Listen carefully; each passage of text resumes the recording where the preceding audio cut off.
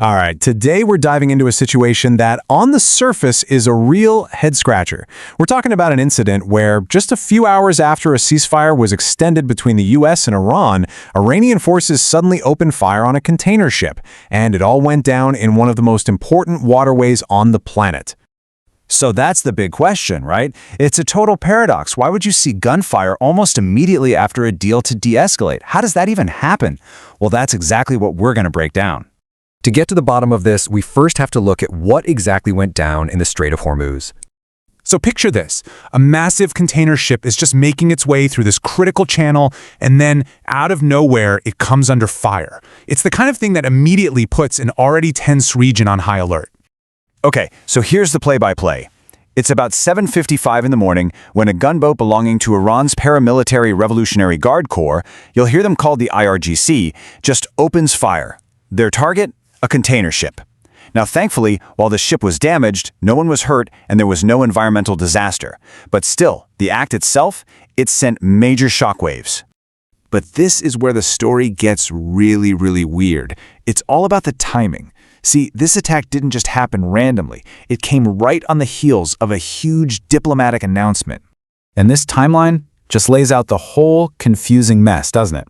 Just hours before this attack, U.S. President Trump says he's extending a ceasefire with Iran indefinitely. And then, bam, gunfire. It raises so many questions. Was this a massive communication failure, a deliberate provocation, or was something else going on entirely? So, what is really going on here? Well, as you can probably guess, the answer really depends on who you ask. We're getting two completely different narratives.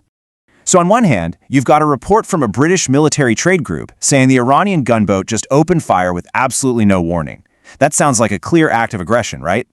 But then you listen to Iran's Fars news agency, which is very close to the Revolutionary Guard, and they paint a totally different picture. They say this was all just about lawfully enforcing their control over the strait. So, was it an unprovoked attack or just law enforcement? These two stories could not be further apart. And it's really important to add this piece of context. This didn't just come out of the blue. Just the weekend before, the U.S. military had actually seized an Iranian container ship after they shot it, and they'd also boarded an oil tanker linked to Iran. So this starts to look a lot more like an escalating tit-for-tat kind of situation out there on the water.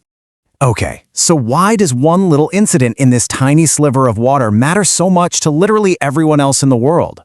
Let's zoom out for a second and look at just how important this place is. The Strait of Hormuz is basically the very narrow doorway to the Persian Gulf. It's squeezed right between Iran and Oman. Because of that geography, it's a natural bottleneck for pretty much every ship that needs to get in or out of the Gulf. And here it is. This is the number that explains everything. 20%. A full 1/5 of the entire planet's supply of crude oil and natural gas has to pass through this one single strait. So any problem here, it's immediately a problem for the global economy. And this is where the fight really is.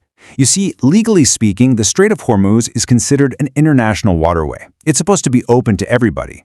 But the fact that it sits right in the territorial waters of Iran and Oman, well, that's at the very heart of this whole dispute over who actually gets to call the shots.